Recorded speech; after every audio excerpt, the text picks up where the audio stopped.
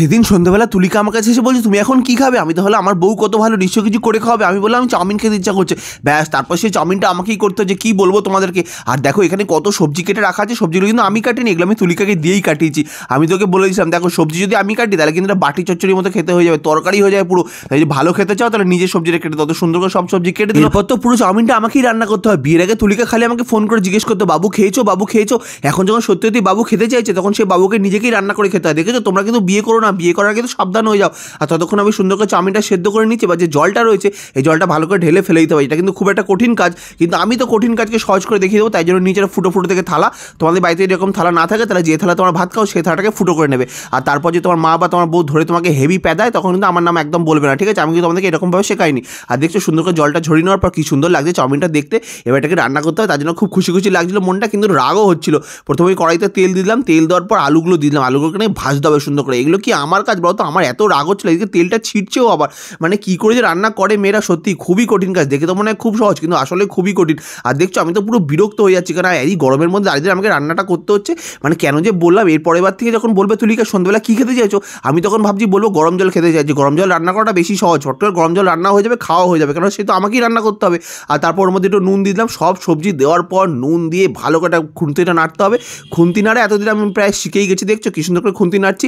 আর যখন ভালো ভালো করে ভাজা বেশ হয়ে গেছে সুন্দর করে মাখো মাখো করে, এইবার এর মধ্যে না চাউমিনটা মেশাতে হবে। যে চাউমিনটা আগে সেদ্ধ করে দিলাম সেই চাউমিনটা আমি তো সুন্দর করে তুলে নিয়ে অল্প অল্প করে দিচ্ছি আর মেশাচ্ছি। দেখছো কত সুন্দর করে মেশাচ্ছি। আমি কিন্তু এর মধ্যে কোনো মশলা কিছু দিইনি, পেঁয়াজ রসুনও দিইনি, কেন আজকে মঙ্গলবার ছিল। আর মঙ্গলবার কিন্তু আমাদেরকে নিরামিষ খাওয়া দিন, তাই কেন পেঁয়াজ রসুন একদম বাদে নিরামিষ চাউমিন বানাচ্ছি। আর দেখছো সল্টি বাবরা ভূত আমার উপর ভর করেছো, তাই সল্টি বাবার মতো করে নুনটা দেওয়ার চেষ্টা করলাম। যদি চাউমিনটা পরে নুন পোড়া হয়ে গেলে পুরো চাউমিনটা আমাকেই তুলিকে জোর করে খাওয়াবে, তাই জন্য অল্পই নুন দিলাম, বেশি দিলাম না। আর দেখছো পুরো সেফ হয়ে গেছে। আমি এক হাতে খুন্তি এক হাতে চামচ দিয়ে ভালো করে চাউমিনটা মেশাচ্ছি। ভালো করে চাউমিনটা মেশানো হয়ে গেলে এবার কিন্তু এটাই আমাকে সবাইকে দিয়ে আসতে হবে। দেখছো প্রথমে থালার মধ্যে তোলা শুরু করে দিয়েছি, কারণ সবাইকে আমাকেই সার্ভ করতে হবে। প্রথমেই নিয়ে যাচ্ছি, ঘরে রয়েছে মা, মা বসে সিরিয়াল দেখছে। মা সিরিয়াল দেখার সময় কোনো দিকে মন দেয় না, তাই আমি বাইরে কী করছি মা তো দেখেইনি। যখন নিয়ে গেছি তখন বলছে চাউমিন করেছিস, বাবা কত খুশি হয়ে গেছে। মা তো খুশি মনে হয় চাউমিনটা নিজে ভেবেছে মনে হয় তুলিকা বানিয়েছে, কারণ তুলিকা চাউমিনটা সত্যি খুব ভালো বানায়। আমি তো বলিনি মাকে আমি বানিয়েছি, আমি যদি আগে বলতাম তাহলে মনে হয় মা খেতোই না। মুখে দিয়ে বলবে মা কেমন হচ্ছে, আমি তো খুব টেনশন অপেক্ষা করছি। মা মুখে দিয়ে বলছে বেশ ভালো হয়েছে, কেন বৌমা রান্না করেছে তাতে ভালো বলতেই হবে। পরে যখন শুনেছি আমি রান্না করেছি তখন তো মা কী বলেছে সেটা তোমাদেরকে বললাম না। এরপর তুলিকা এখন বসে রিলস বানাচ্ছিল, আমি ওর কাছে নিয়ে বললাম আমি একটু রান্না করছি তুমি একটু খাও। এমন ঢং শুরু করলো, সত্যি নাটকটা যা পারে আমার বউ। বললাম ঠিক আছে আমি রান্না করছি, আমি তোমাকে একটু খাইয়েও দেবো, মানে সবই আমি করে দেবো। তারপর খাওয়ার পর মুখটাও আমি ধুয়ে দেবো, না তুমি বসে বসে রিলস দেখো। আমি সুন্দর করে দিয়ে দিলাম। এর পিছনে কিন্তু বাবা বসে আছে, বাবা কিন্তু খাওয়া হয়ে গেছে। আর বাবার যদি শরীরটা খারাপ তাই কিন্তু বাবাকে এতটা করে চাউমিন দেওয়া হয় না, বাবা কিন্তু অল্পই চাউমিন দেওয়া হয়। আর একবার খাইয়ে দেওয়ার পর তুলিকে বলছে আরেকবার খাইয়ে দাও, মানে সবটা কি আমাকে খাইয়ে দিতে হবে? এবার এতটা কুড়ে বউ সত্যি।